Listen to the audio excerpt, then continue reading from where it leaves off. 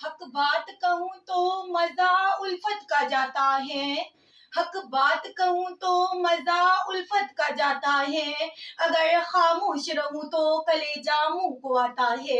एक आयद हम तो शर्मिंदा हैं इस दौर के इंसान होकर का लफ्ज़ हम, जिससे मुराद मैं और आप और इस कायनात में रहने वाला हर शख्स। दूसरा लफ्ज़ है शर्मिंदा, जिससे मुराद एहसास नदामत यानी कि अपनी गलती का एहसास होना। मेरे उन्वान के अगले हिस्से में कहा गया है इस दौर यानी कि वो दौर जब दुनिया जदीद इजादात की तरफ गामजन होना शुरू हुई। मेरे उन्वान के आखिरी हिस्से में कहा गया है इंसान, जिसे मुराद अशरफुल मखलूकात के हैं। सदर आली वकार इस मौजू के मुतालिक कुछ कहना गोया के अपने ज़मीर को मार देने के मुतरादिफ है, क्योंकि जब नन्ही निशवा, रजिया, असवद और ज़ैनब को इस दौर का इंसान अपनी हवस की भीड़ चढ़ाकर मौत के घाट उतार देता है, जब इस दौर का इंसान कश्मीर, फलस्तीन और बर्मा में होने वाले जुल्म सितम पर खामोश और तमाशाई बना रहता है, जब इस दौर का इंसान अमेरिका में ब्लैक अमेरिकन को गुलाम बना कर रखता है, जब इस दौर का इंसान स्कूल, मदारिस और मसाजिदों पर हमला करता है,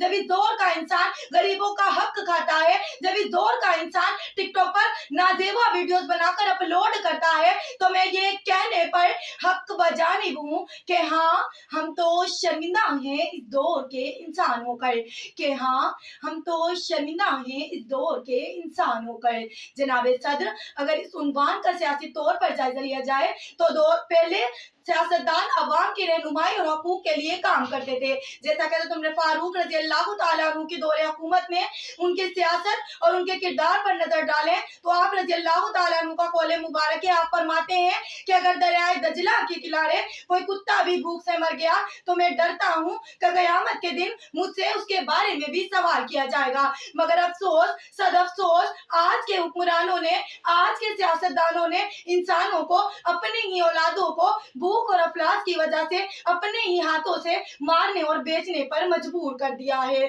तो मैं ये क्यों ना कहूँ कि हाँ, मैं तो शर्मिंदा हूँ इस दौर की इंसान होकर, कि हाँ, हम तो शर्मिंदा हैं इस दौर के इंसान होकर। जनाब सदर, अगर इस उन्वान का साइंसी तौर पर जायजा लिया जाए तो पहले साइंसी इजादात में मशीनरी और बरकी आलात बनाकर इंसान की जिंदगी को सहल किया जाता था, लेकिन दौरे हाजिर में एटम बम और हथियार बनाकर इंसान की जिंदगी का खात्मा किया जाता है। जनाब सदर, दौरे माजी में अगर तालीमी इदारों के माहौल का जायजा लिया जाए तो पहले तालीम हासिल करने के लिए इंसान हर जायज कोशिश और मेहनत करता था, लेकिन दौरे हाजिर में नकल और रिश्वत से इंसानों ने तालीम को बेमाना कर दिया है।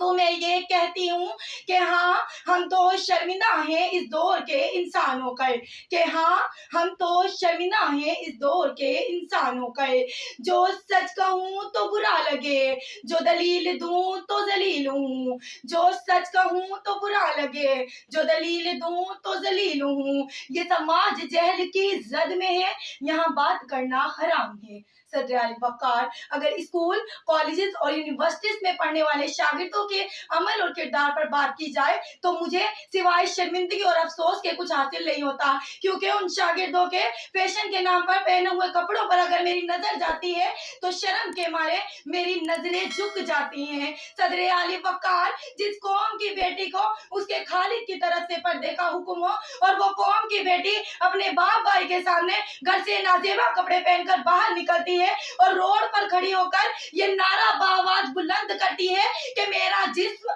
मेरी मर्जी, के मेरा जिस्म मेरी मर्जी, तो मैं ये कहने पर मजबूर हूँ कि हाँ, मैं तो शर्मिंदा हूँ इस दौर की इंसान होकर, कि हाँ, हम तो शर्मिंदा हैं इस दौर के इंसान होकर।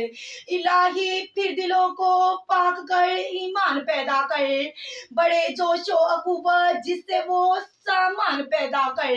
हिला दे फिर फलक को नाराए अल्लाहु अकबर से,